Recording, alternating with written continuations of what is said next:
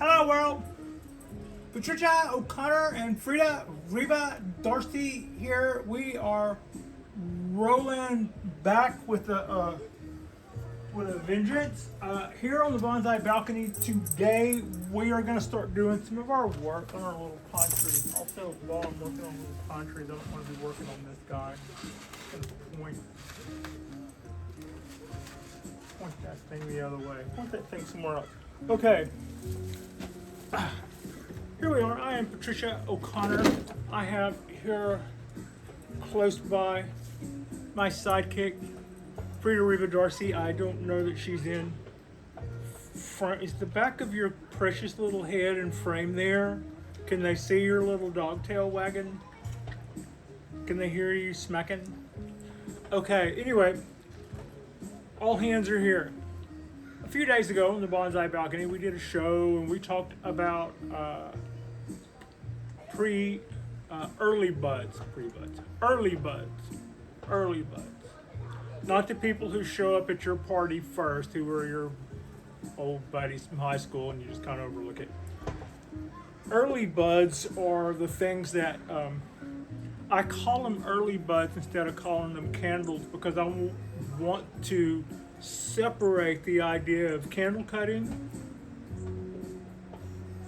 which is a procedure. I'm going to give that procedure a name. And what candle cutting to me is when you have a bonsai in a finished or a refined state, or you're working on refining the tree and it's already in a bonsai pot.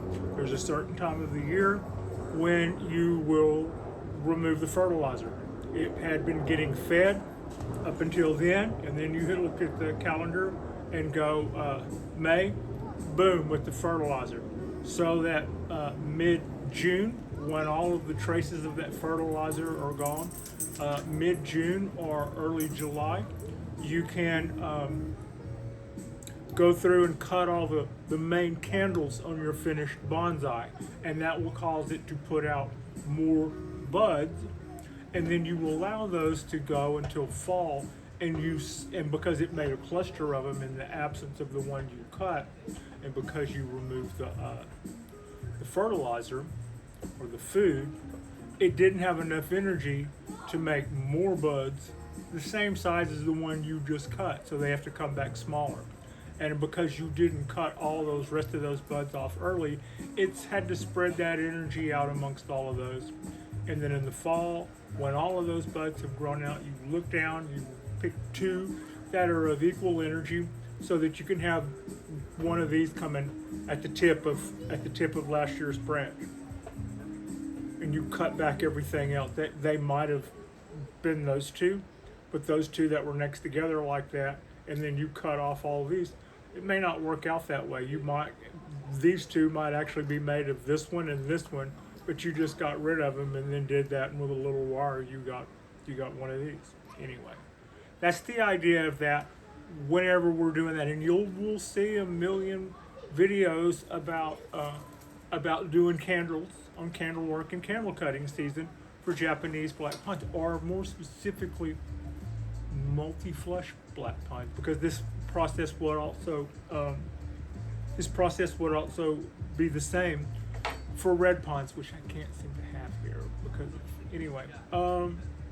But these aren't finished trees. These little trees, what we're going to do is we're going to do bud cutting, early bud cutting. What early bud cutting sounds like and what it means is, if you look at all of these pre-bonsai, some of them have wire on them and some of them do not. And we will see a dominant bud starting to just shoot up from the center of this thing. And depending on what our game is, we might let one center bud just for 3 years and grow a tree this tall, and at the same time that would be very, very fat.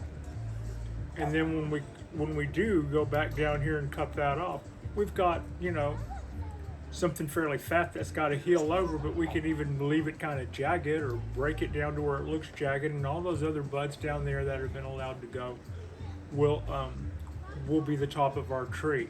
So what we don't want to happen is we don't want the tree to grow up and have all of its stuff way up here at the top, and drive off and leave the tree down here where it starts losing energy and doing other stuff. What we want to do when they're not in development, when they're not in a bonsai pot, the reason that we do candles on trees that are in refinement is to shorten the needles and to shorten the internodes. There's a dozen reasons why we cut buds. Buds are candles, candles are buds. I call it candle cutting when it's that one procedure pertaining to finished bonsai. That may not be accurate for everybody. That's just how I kind of keep something that could be otherwise confusing separate. What we're doing here is not to finish bonsai.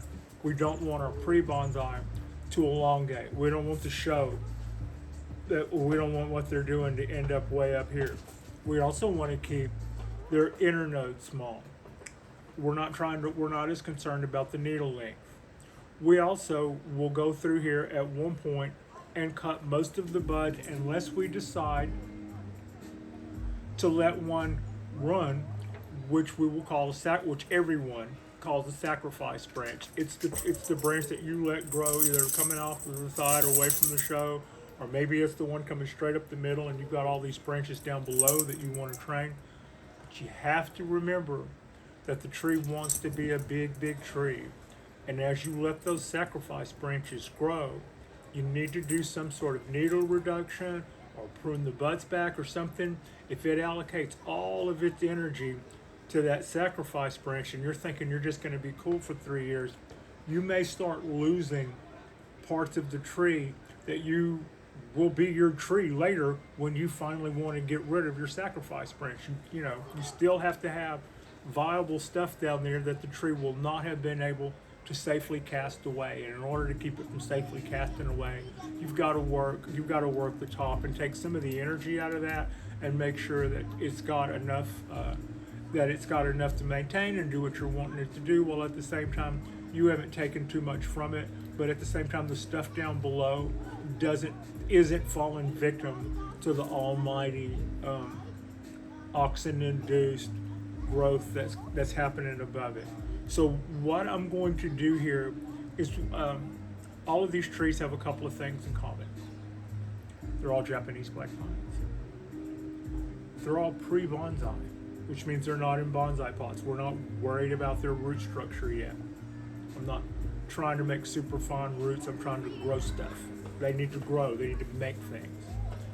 But also what they have in common is they all have a dominant candle or bud sticking out of the top, coming out of the top, energy above everything, above all else.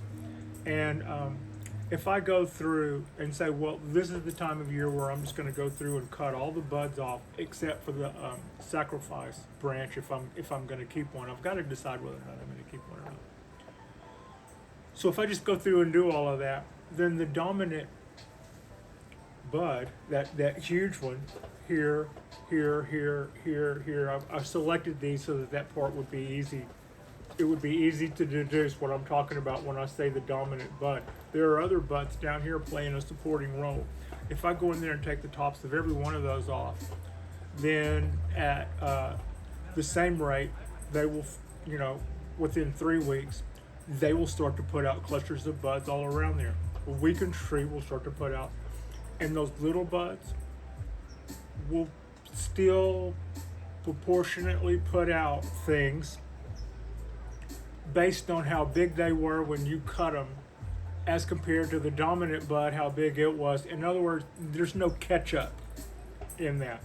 So rather than say, I'm gonna go through and cut this top, this top, and that top on that tree, this top and this top on that tree, this top, and this top on this tree, no, I'm not gonna do that.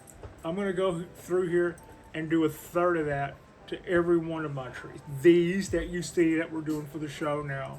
And then the rest of them, I'm gonna do about a third of the chops that I need to do there. And basically what I'm talking about doing is just taking out that dominant bud. In a week or so, I've still got time on my hands before candle cutting season. This is actually 2 trees, so I've got this to do twice here. I've still got some time on my hands before candle cutting starts, but the difference in the sizes of my trees, for the most part, is such that once I get started, I'm going to be a little busy for a minute. So, in regards to that, I can come back in a week or 2 weeks and do the other third or the other 2/3 of the buds that I've left. And then those little buds will have had a chance to bounce back some.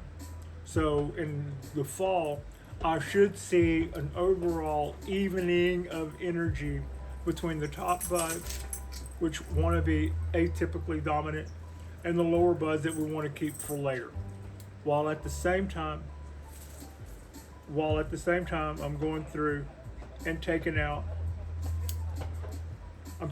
the top buds on these guys, so that we'll keep our inner nodes on here small. As the top begins to elongate out, the inner nodes for the stuff that's happening below there begins to elongate out as well. And I don't want that to happen. We're trying to keep these guys compact, and this is the way I'm going about it. So this is as opposed to candle cutting, which will be rapidly upon us. As opposed to candle cutting, this is early buds, and we're going through and we're just clipping off that extra dominant, extra vigorous, because it's time to cut that bud. But if we cut all the little ones that are with it, they were just coming on. They just got here, kind of, They'll always be that half a step behind, and we don't need that. We need those guys to elevate a little, and we also need that top that we just chopped off to,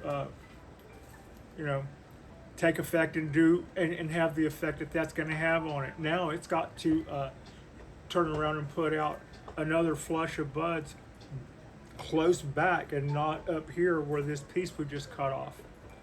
And yeah, I've still got one to go here.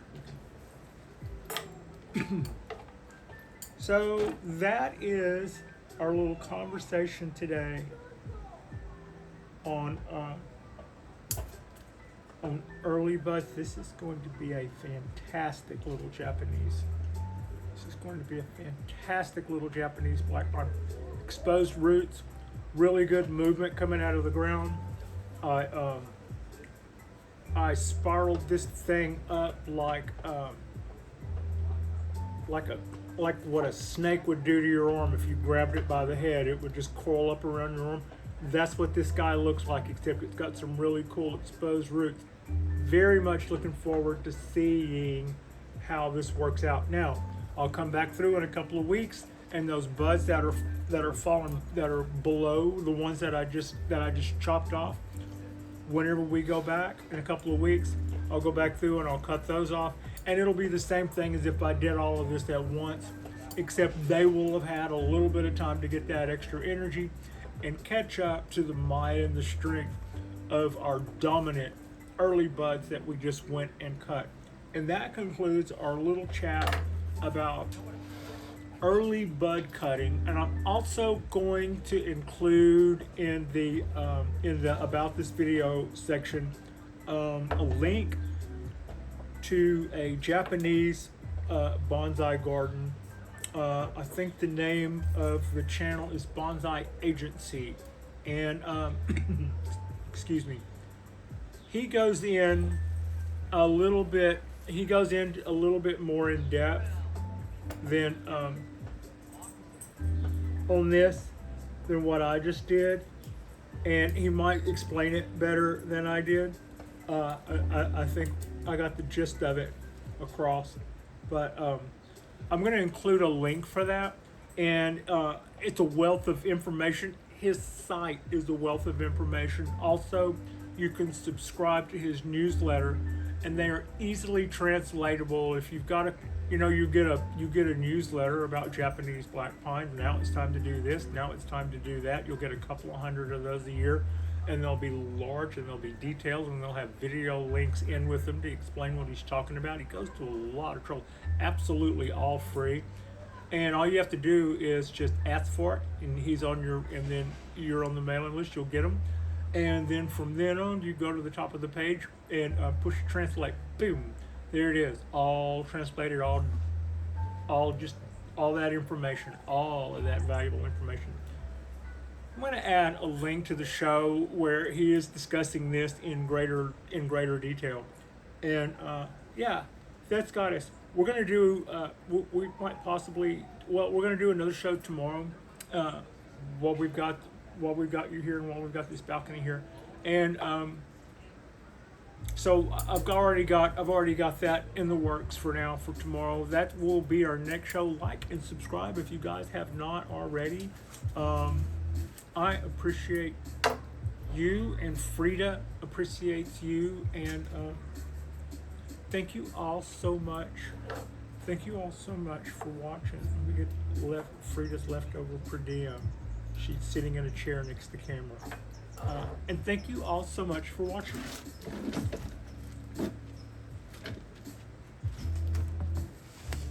She waddles over, probably kicks camera.